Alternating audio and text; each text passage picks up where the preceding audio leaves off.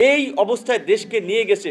এই মাফিয়া গোষ্ঠী যদি আবার কোনোভাবে ফিরে আসতে পারে, এই বাংলাদেশকে কি বানাবে? আপনারা একটা চিন্তা করতে পারেন, যেই মানুষ ক্ষমতায় থাকার জন্য এইভাবে আপনার এক মাসে এই 50,000 মানুষকে পঙ্গু করতে পারে, 1,500 মানুষকে হত্যা করতে পারে, এবং সবচেয়ে নির্মম এবং আমাদের সামনে উজ্জ্বলমান জলজল করছে সত্যটা হচ্ছে, এই রকমের একটা নিকৃষ্ট গণহত্যাকারী খুনিকে আশ্রয় দিয়েছে আমাদের বন্ধু দাবি করা আমাদের প্রতিবেশী দেশ। একটা আইকনিক ছবি বিভিন্ন প্ল্যাটফর্মে দেখা গেছে, প্রধানমন্ত্রী চোখে বললেন, ডেকে কথা বলতেছেন, আপনারাও প্রয়োজনে কথা বলবেন, কিন্তু আমার কথা হচ্ছে কারো উস্কানিতে পা দেওয়া যাবে না। গতকালকে যে সচিবালয় আমরা যে চিত্র দেখেছি, আপনারা বিশ্বাস করবেন, এটা দেখে আমি একটু আতঙ্কিত হয়েছি ওই কারণে যে আমরা নিজের পায়ে নিজে কুড়াল মারার ব্যবস্থা করতেছি কিনা। কারণ এখন কি আপনারা বলেন, এটা 6 মাসের সরকারকে সচিবালয়ে ঘেরাও করার মতো পরিস্থিতি আসলে তৈরি হয়েছে। তো কাজে আমাদের রাজনৈতিক বন্ধুরা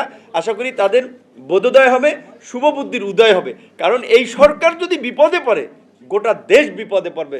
যারা সচিবালয়ে ঘেরাও করতে গেছে তারাই সবচেয়ে বেশি বিপদে পড়বে। যেই পতিত স্বৈরাচারী শক্তি যারা এইভাবে মানুষকে হত্যা করে, বাংলাদেশ থেকে 28 লক্ষ কোটি টাকা এই যে লুটপাট করে দেশের বাইরে পাচার করে পাঠিয়ে দিয়েছে, বাংলাদেশের সমস্ত ব্যাংকগুলোকে আপনারা জানেন যে ব্যাংক এখন অনেক ব্যাংকের প্রতি মানুষ আস্থা পায় না, টাকা রাখতে চায় না।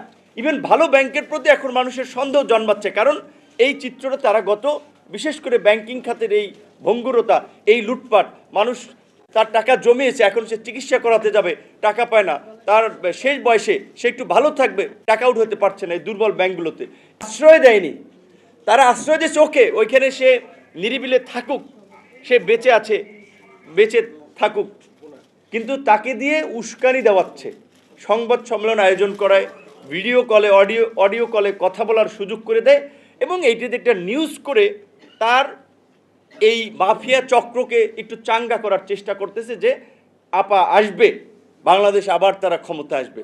এইখানে যেন আমরা আপোষহীন থাকি। আমি সর্বশেষ এটা বলে, এবং এই সংগঠনের আমাকে আজকে প্রধান অতিথি হিসেবে দাওয়াত করার জন্য আমি তাদেরকে অনেক ধন্যবাদ জানাই। আমার ফ্যামিলি ইস্যু আছে, আমার বাচ্চা আসলে হসপিটালে ভর্তি, 3 দিন ধরে একটু জ্বর এবং ইনফেকশন হয়েছে। তো এই কারণেও আসলে একটু ইয়ার মধ্যে যে কারণে টাইমলি আসতে পারিনি, আমি দুঃখ প্রকাশ করছি। আপনাদের কল্যাণ এবং মঙ্গল কামনা করি, এবং আমি আমার কিছু ক্যারেক্টার আছে, আমার কিছু বৈশিষ্ট্য আছে। আমি সাদাকে সাদা, কালোকে কালো আমি বলবো। আমি যেটা ধারণ করি, আমি যেটা ওন করি, সেই বিষয়ে আমি কথা বলবো। আমি বৈষম্যের বিরুদ্ধে, আমি অন্যায়ের বিরুদ্ধে। আজকে সরকারি কর্মকর্তা হোক, কর্মচারী হোক, আমি একটা সমতা চাই, আমি একটা ন্যায্যতা চাই। সুতরাং আজকের এই কর্মচারীরা যে বিষয়গুলো দাবি করছেন, এটা সরকারের প্রতিমন্ত্রী হিসেবে না, আমি ব্যক্তি হিসেবে, রাজনৈতিক একজন কর্মী হিসেবে আমি মনে করি এটা যৌক্তিক, এবং এটা আদায় হবে।